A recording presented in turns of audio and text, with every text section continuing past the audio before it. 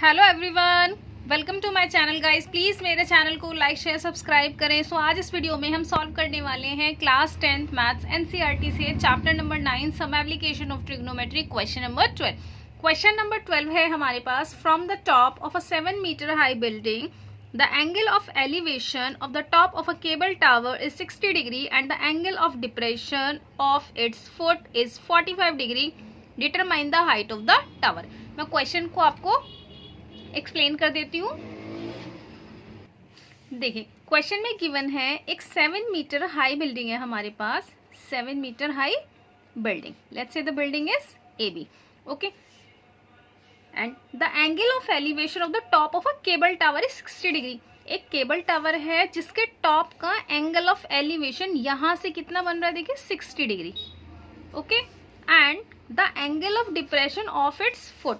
इसी टावर का इस बिल्डिंग के टॉप से कितना एंगल ऑफ डिप्रेशन बन रहा है, 45 डिग्री।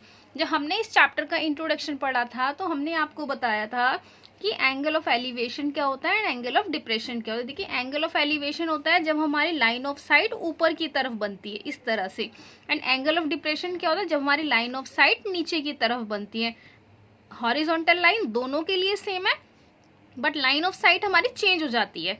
जब ऊपर की तरफ एंगल बन रहा है एंगल ऑफ एलिवेशन, नीचे की तरफ एंगल बन रहा है तब हमारा angle of depression, line of site.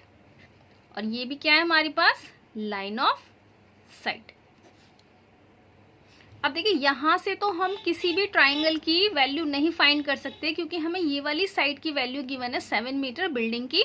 तो हम इसको कैसे सॉल्व करते हैं, अब देखिए ये वाली लाइन हमने क्या ली थी, हॉरिजॉन्टल, तो इसके पैरेलल हम एक और लाइन ड्रॉ करते हैं एंड इस लाइन को हम ट्रांसवर्सल लाइन लेते हैं AC।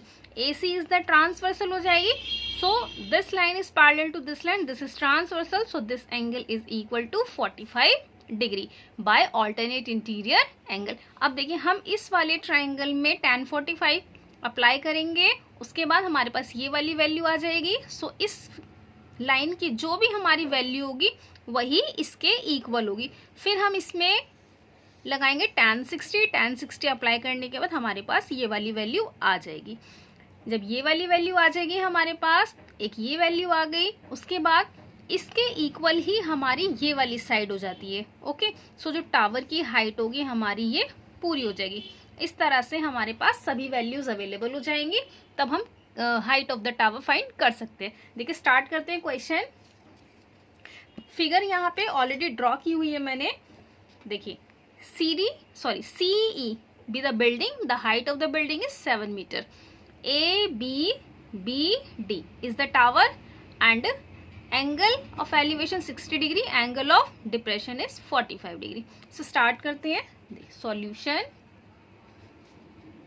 CE be the building of height 7 meter and AD be the tower of height h metre, okay. इस पूरे की हाइट कितनी कंसीडर कर सकते हैं हम, h लेट कर ली, h मीटर, ओके। अब देखिए in triangle CED, in triangle CED tan 45 degree is equal to CE upon ED, CE upon ED। tan 45 की वैल्यू हमारे पास कितनी होती है, 1। tan 45 is equal to 1 होता है, 1 is equal to CE is 7 metre. CD upon CD को हम CE upon ED आएगा, ED यहाँ पर कितना हो जाएगा, इसको सॉल्व करेंगे क्रॉस मल्टीप्लाई करके। So ED is equal to 7 metre. इसको सही से राइट कर लेती हूँ मैं, ओके। ED is equal to 7 metre.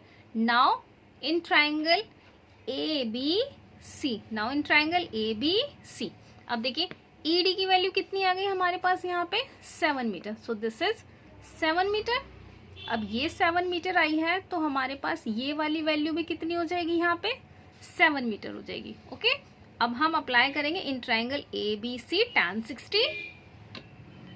In triangle ABC tan 60 is equal to AB upon BC, AB upon BC।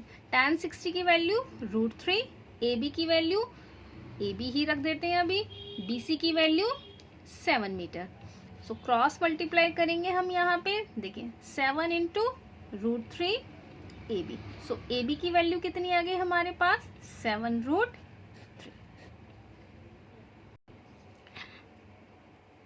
अब देखिए ये लाइन इस लाइन के पैरेलल है, सो पैरेलल लाइंस का जो डिस्टेंस होता है वो ईच पॉइंट पे सेम होता है। इसका मतलब CE अगर 7 मीटर है तो हमारे पास BD भी 7 मीटर होगा, BD भी 7 मीटर होगा।